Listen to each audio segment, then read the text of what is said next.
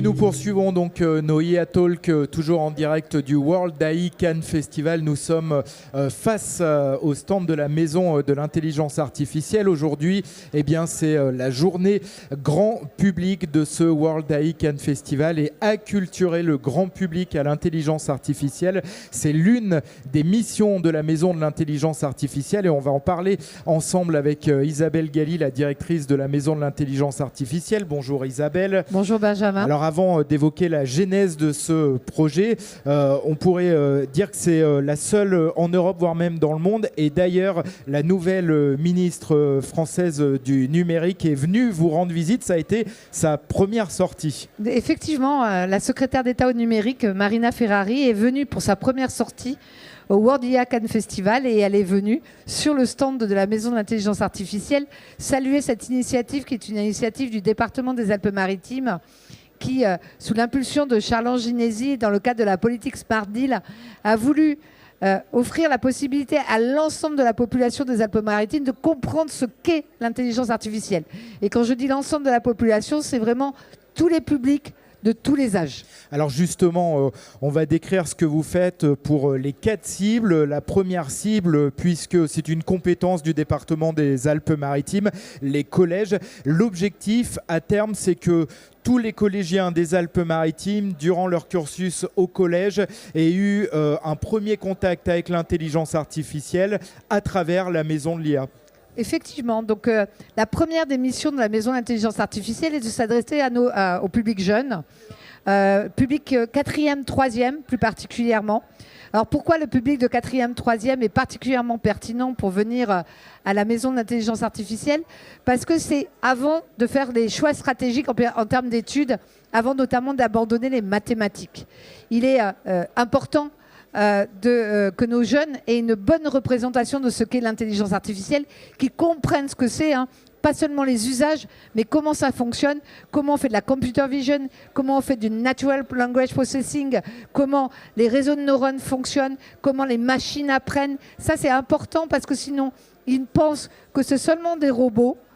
Et si on pense que c'est seulement des robots, eh bien, des machines mécaniques, c'est pas si intéressant que ça. Et alors eux, en plus, ils vont vivre dans le monde de l'IA, donc il va falloir qu'ils comprennent tout ce qui est fake à cause de l'IA, qu'ils sachent utiliser les technologies. Et d'ailleurs, on a eu un plateau sur ce thème-là. Il y a eu un concours IA qui était très intéressant avec les professeurs de cours de technologie et également de toutes les matières artistiques. Voilà, et on a vu qu'ils avaient réussi à créer, eh bien, grâce à l'IA en quelque sorte, un site internet avec des comics. Donc voilà, l'IA, grâce à la Maison de l'Intelligence Artificielle, est vraiment rentrée dans les collèges. Tout à fait. Donc, passer la première étape, comme dans toute transformation, passer la première étape qui consiste à comprendre ce que c'est que l'intelligence artificielle, il faut aussi se l'approprier derrière. Et pour se l'approprier, on a lancé des concours dans les collèges, alors des concours qui sont des fois plus technologiques. Et là, on a essayé d'aborder sous l'angle, puisque cette année, c'est l'année de l'IA générative, on a essayé de l'aborder sous l'angle de la créativité.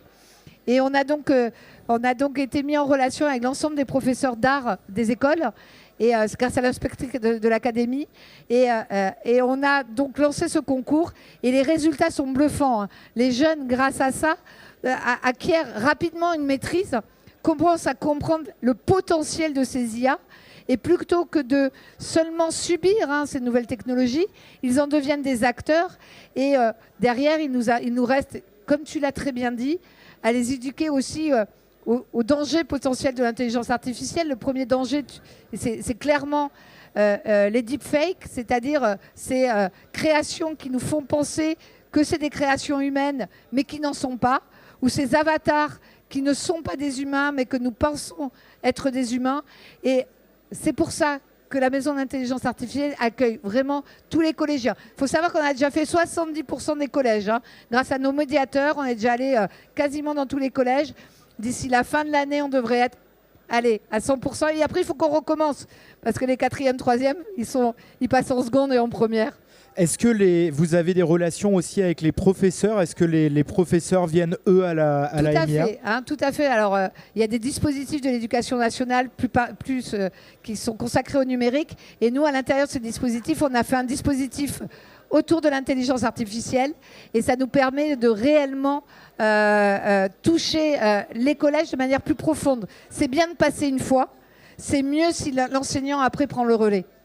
Alors, autre cible, et c'est cette journée au World AI Cannes Festival, c'est le grand public. Alors, comment est-ce que vous permettez au grand public de s'acculturer dans les Alpes-Maritimes autour de l'IA?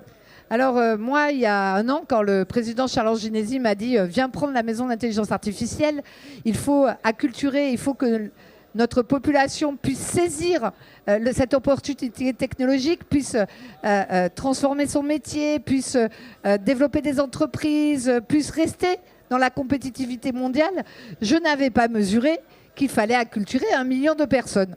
Donc voilà, 1 million de personnes à acculturer. Vous êtes venus nombreux aujourd'hui au World of AI Cannes Festival. C'est un succès, c'est incroyable. Des gens curieux, des gens ouverts. Je n'ai pas rencontré une seule personne qui m'a dit « Ah là là, il faut tout arrêter ».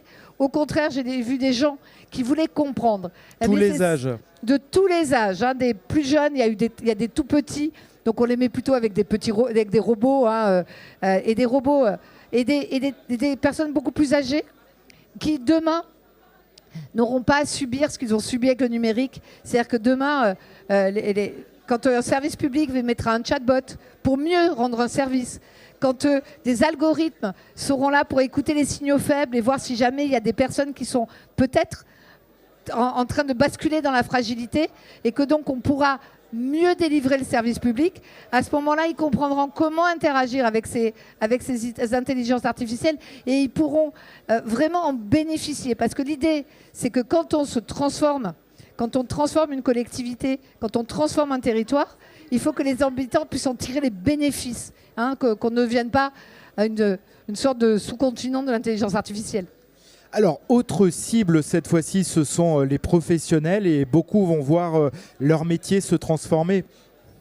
Tout à fait. Donc, notre troisième cible, c'est les professionnels. Et je dis toujours les professionnels non-tech, c'est-à-dire les plus éloignés de la technologie.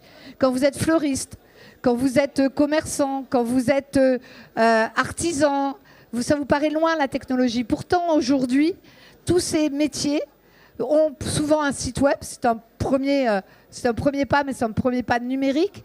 Et demain, ils auront tous soit des assistants qui vont les aider dans leur métier. Nous discutions tous les deux sur le métier de journaliste et comment l'IA pouvait aider à faire gagner du temps à des journalistes, à améliorer le sourcing de données, etc.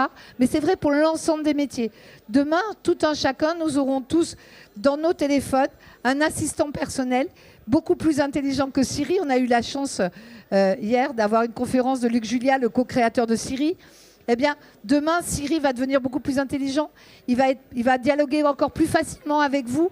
Et surtout, il va vous délivrer un service qualitatif. C'est-à-dire que vous allez avoir besoin, par exemple, dans un argumentaire avec un client, de vous rappeler qui est le client, de lui expliquer pourquoi tel produit et pas tel autre, parce qu'il est plus adapté à son besoin. Eh bien, c'est ça que nous essayons de vous monter en compétence là-dessus. Nous essayons de vous ouvrir les possibles et à vous de vous en saisir par la suite. Mais si vous comprenez bien ce qu'est l'IA, alors les possibles sont beaucoup plus nombreux qu'on y pense. Alors face à nous, on a beaucoup de startups, donc les producteurs d'IA qui sont implantés ici dans un écosystème très riche, l'écosystème IA des Alpes-Maritimes. Là aussi, vous, à la Maison de l'Intelligence Artificielle, vous aidez ces startups, ces producteurs d'IA à développer leurs solutions. Alors nous avons la chance à la Maison de l'Intelligence Artificielle d'être au cœur d'une technopole, la technopole de Sophia Antipolis. Et cette technopole qui a plus de 50 ans désormais est une technopole très tech, c'est la première technopole européenne en matière de IT, Internet Telecommunication. Donc c'est quelque chose qui déjà avait un terreau favorable.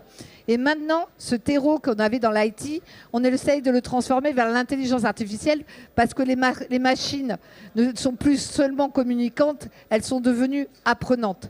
Et sur ce terreau, il y a plus d'une centaine désormais d'entreprises qui se sont créées Et ces entreprises, vous en avez 26 derrière vous, hein, qui sont sur le stand du département. Des entreprises incroyables qui développent des technologies qui sont potentiellement sur le marché international. C'est-à-dire qu'on a certaines de nos startups qui n'ont pas de concurrents ou qui ont un concurrent au bout du monde. Donc on crée localement de l'intelligence artificielle. Ces startups, elles ont besoin de quoi? Elles ont besoin aussi d'avoir des clients. Parce que qu'est-ce qui se passe? Si jamais vous développez un produit et que notre population n'adopte pas ces technologies, eh bien, elles vont aller sur d'autres marchés, elles vont partir et finalement, tout ce qu'on aura mis, toute l'énergie qu'on aura mis à développer ces entreprises, à avoir que nos jeunes soient dans les meilleures écoles d'ingénieurs que nous avons développées sur le territoire ou qu'elles passent par l'Université Côte d'Azur qui a désormais 40 chaires, hein, je crois, ou même plus, hein, en intelligence artificielle. Nos jeunes talents, hein, ces troisièmes qu'on a orientés, qui ont fait l'université, qui sont devenus des talents, qui ont fait les startups, il faut qu'ils aient un marché et qu'on les aide à designer, qu'on les aide à produire des intelligences artificielles, celles que nous voulons, nous, pour notre territoire.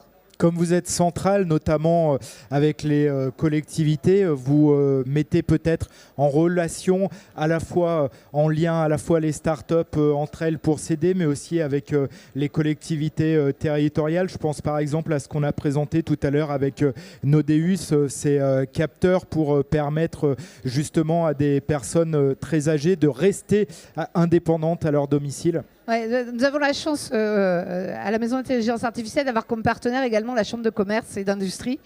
Et par exemple, avec la Chambre de commerce et d'industrie, on a fait un atelier Silver Economy. Et le but de cet atelier, c'était face à des personnes âgées, de leur montrer des solutions d'intelligence artificielle et qu'elles challengent les solutions et qu'elles disent ce qui leur convenait ou ce qui ne leur convenait pas. Et James Nicolai, qui est le fondateur d'Odeus et de Cocoon, il me dit non, je ne sais pas pourquoi.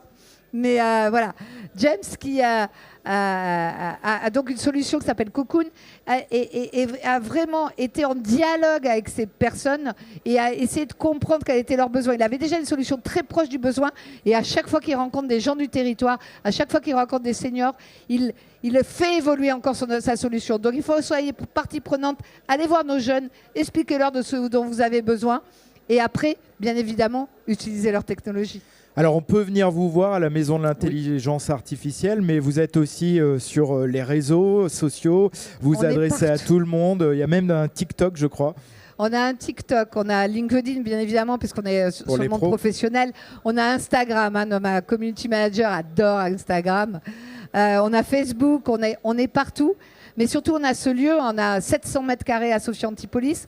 On a des bus aussi qui rayonnent dans tout le département. On va sur les fêtes de village, on va dans les cours de récré, on va dans les universités interâges, on va vraiment partout parce que c'est important pour le président Charles Genesi que vous soyez tous des acteurs de cette politique de l'intelligence artificielle et que vous disiez ce que vous voulez pour qu'on puisse aider les plus jeunes à avoir des débouchés dans ces nouveaux champs de possibles. Merci beaucoup Isabelle Galli, directrice de la Maison de l'Intelligence Artificielle. On se retrouve dans un instant pour un nouveau IA Talk.